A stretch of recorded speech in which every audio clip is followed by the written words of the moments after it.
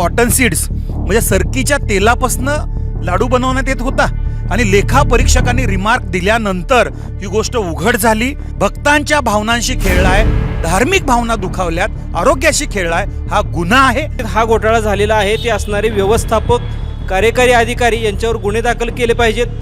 त्याचबरोबर जबाबदार असणारी मंदिर समितीची जी कार्यकारी मंडळ आहे ते बरखास्त केलं पाहिजे।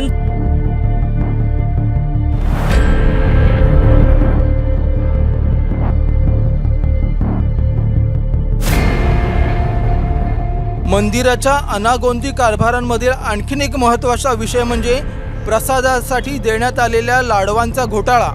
मंदिर प्रशासनाकडनं जे लाडूचा प्रसाद दिला जातो वर धडधडीत लिहिलं जातं की शेंगदाण्याचं तेल वापरलंय, सुकामेवा आहे, परंतु आतमध्ये बघितलं तर कॉटन सीड्स म्हणजे सरकीच्या तेलापासनं लाडू बनवण्यात येत होता आणि लेखा परीक्षकांनी रिमार्क दिल्यानंतर ही गोष्ट उघड झाली।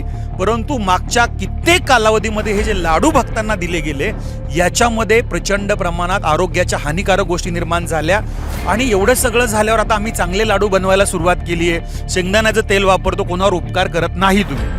भक्तांच्या भावनांशी खेळलाय, धार्मिक भावना दुखावल्यात, आरोग्याशी खेळलाय, हा गुन्हा आहे आणि संबंधित अधिकाऱ्यांना गुन्हा दाखल झाला पाहिजे। लाडूची जी टेंडर प्रक्रिया आहे त्या प्रक्रियेमध्ये त्यांनी पहिल्या ज्या टेंडर चालवण्यावरती असा आक्षेप घेतला की लेखापरीक्षकांनी की त्या ठिकाणी मोठ्या प्रमाणामध्ये अस्वच्छता आहे आणि शेंगदाण्याच्या तेलाच्या ऐवजी सरकीचं तेल वापरलं जात आहे। म्हणजे भाविकांना थोडक्यामध्ये अस्वच्छ आणि निकृष्ट दर्जाचा लाडू पुरवला जातो।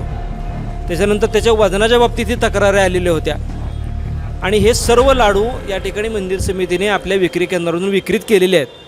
लेखापरीक्षकांनी सांगून सुद्धा ते लाडू नष्ट केलेले नाही तर ते विक्री केलेले आहेत। हे मोठं महापाप मंदिर समितीने केलेलं आहे आणि त्यानंतर आता स्वतः ते लाडू तयार करत आहेत। मात्र हे सगळं करत असताना लाडूच्या संबंधानं भाविकांना जो प्रसाद मिळाला पाहिजे त्याच्याऐवजी या लाडूच्या माध्यमातून भ्रष्टाचार बोकाळलेला आहे। लाडू विक्री करणाऱ्या पूर्वीच्या कर्मचाऱ्यांनी 6-6 लाख रुपये परस्पर विक्री आपल्या घरी नेलेली होती। त्या कर्मचाऱ्यांना आजतागायत कुठल्याही पद्धतीचे गुन्हे दाखल झालेले नाहीत। त्यामुळे एकूणच मंदिर समितीचा जो कारभार आहे तो अनागोंदी पद्धतीचा आहे। त्यामुळं या ठिकाणी असणारे कर्मचारी त्याच पद्धतीनं ज्यांच्या कारकिर्दीत हा घोटाळा झालेला आहे ते असणारे व्यवस्थापक, कार्यकारी अधिकारी यांच्यावर गुन्हे दाखल केले पाहिजेत। त्याचबरोबर जबाबदार असणारी मंदिर समितीची जी कार्यकारी मंडळ आहे ते बरखास्त केलं पाहिजे। कारण यांना बरखास्त आणि निलंबित केल्याशिवाय महाराष्ट्र शासनाची उच्चस्तरीय चौकशी ही निष्पक्ष होणार नाही। उच्चस्तरीय चौकशी निष्पन्न व्हावी ही माननीय मुख्यमंत्र्यांकडे आम्ही मागणी करत आहोत। निष्पक्ष चौकशी झाल्याशिवाय संपूर्ण मंदिर समितीतील घोटाळे बाहेर येणार नाही।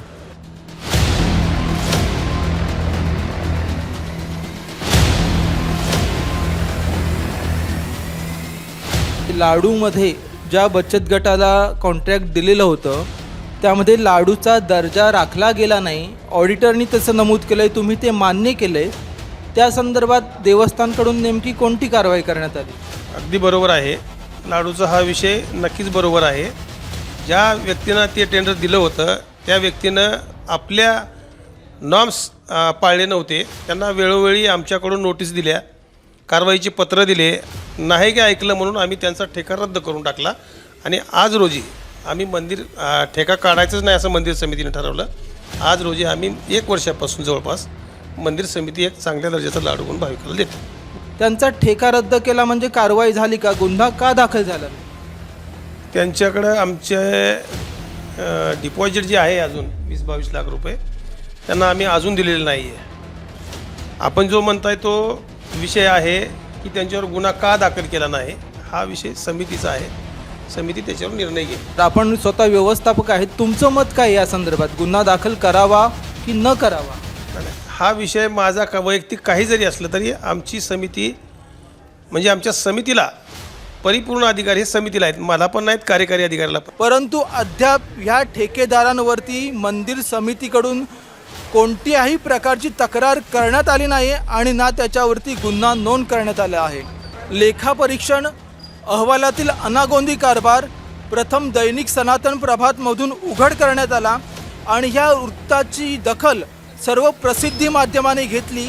या संदर्भात महाराष्ट्र मंदिर महासंघाच्या वतीने गेल्या आठवड्यामध्ये पत्रकार परिषद घेण्यात आली आणि या संदर्भात पंढरपुराचे पालकमंत्री माननीय चंद्रकांत दादा पाटील यांनी चौकशीचा आदेश दिला आहे.